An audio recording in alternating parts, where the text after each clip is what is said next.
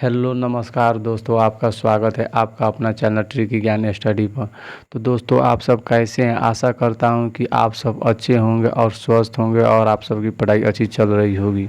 तो दोस्तों, मैं आज आप लोगों के लिए फिर से साइंस का इम्पोर्टेंट सवालों को लेकर आए हुए हैं, जो कई वर्षों से परीक्षा में लगातार पूछा गया है। तो चलिए दोस्तों, हम सब अपना कीमती समय बर्बाद किए बिना अपना वीडियो को शुरू करते हैं। तो आपका पहला सवाल है, गुर्दे का क्रियात्मक यूनिट है? ए न्यूरॉन, बी धमनी, सी नेफ्रॉन, डी एक्सॉन। आपका सही जवाब हो जाएगा ऑप्शन नंबर सी नेफ्रॉन। आपका अगला सवाल है, कृत्रिम गुर्दा निम्नलिखित में से किस सिद्धांत पर कार्य करता है? ए विसरण, बी परासरण, डी डायलिसिस, डी सक्रिय परिवहन। आपका सही जवाब हो जाएगा ऑप्शन नंबर सी डायलिसिस। आपका अगला सवाल है, मानव शरीर में यूरिया की अधिकतम मात्रा किस में पाई जाती है? ए रक्त में, बी मूत्र में, सी हृदय में, डी पसीने में। आपका सही जवाब हो जाएगा ऑप्शन नंबर बी मूत्र में। आपका अगला सवाल है, अपोहन का प्रयोग किस क्रिया को पूरा करने के लिए होता है? ए यकृत, बी वृक्क, सी हृदय, डी फेफड़े। आपका सही जवाब हो जाएगा ऑप्शन नंबर बी वृक्क। आपका अगला सवाल है, संवेदनीन में से किसके लिए महत्वपूर्ण है? ए सामान्य स्वास्थ्य सुधार के लिए, बी शरीर का गंध निकालने के लिए, सी त्वचा के रंध्र को खोलने के लिए, डी शरीर के तापमान को विनियंत्रित करने के लिए। आपका सही जवाब हो जाएगा ऑप्शन नंबर डी शरीर के तापमान को विनियंत्रित करने के लिए। आपका अगला सवाल है, मानव वृक्क असमरी में पाए जाने वाला प्रमुख रासायनिक यौगिक है? ए यूरिक अम्ल, B calcium carbonate, C calcium sulphate, D calcium oxalate. आपका सही जवाब हो जाएगा option number D calcium oxalate. आपका अगला सवाल है, हैनले का लूप का कार्य संबंधित है? ए तंत्रिका तंत्र से, बी प्रजनन तंत्र से, सी मूत्र जनन तंत्र से, डी उत्सर्जन तंत्र से। आपका सही जवाब हो जाएगा ऑप्शन नंबर डी उत्सर्जन तंत्र से।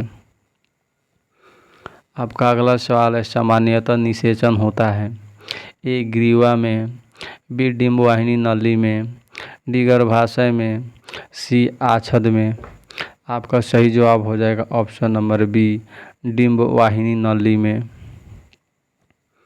आपका अगला सवाल है, गर्भाशय में विकसित हो रहे भ्रूण को किस संरचना द्वारा पोषण मिलता है?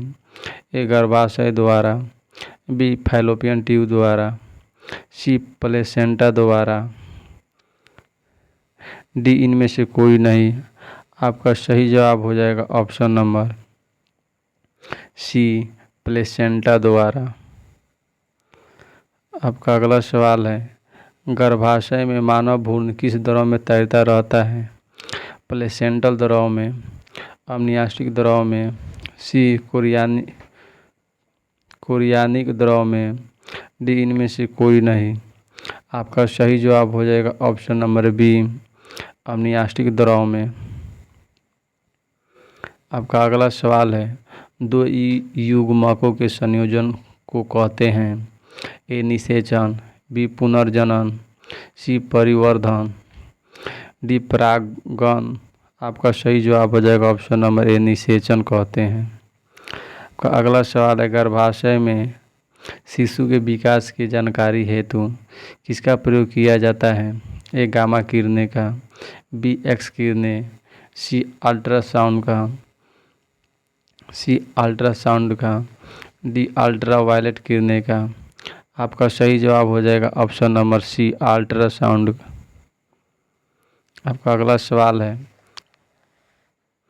भ्रूण के विकास के लिए निम्न में से किस अंग के द्वारा खाद्य की पूर्ति की जाती है? ए बीजांडासन, बी अंडाशय, सी गर्भाशय, डी अपरा पोशिका। आपका सही जवाब हो जाएगा ऑप्शन नंबर ए बीजांडासन। आपका अगला सवाल है, मुंह के द्वारा लेने वाली गर्भ निरोधक गोलियां निरोध करती है। ए गर्भधारण का, बी निषेचन का, सी अंडोत्सर्जन का, डी शुक्राणु के गर्भाशय में प्रवेश का। आपका सही जवाब हो जाएगा ऑप्शन नंबर सी अंडोत्सर्जन का। आपका अगला सवाल है, बच्चे का लिंग निर्धारण किससे होता है? ए पिता के गुणसूत्र से, बी माँ के रक्त समूह से, सी माता पिता के RH कारक से, डी गुणसूत्र से। आपका सही जवाब हो जाएगा ऑप्शन नंबर डी गुणसूत्र से। आपका अगला सवाल है, मनुष्य में गर्भकाल कितने दिन का होता है? ए 7 महीने, बी 8 महीने, सी 9 महीने, डी 6 महीने। आपका सही जवाब हो जाएगा ऑप्शन नंबर सी 9 महीने। आपका अगला सवाल है, स्त्रियों की नसबंदी को कहा जाता है?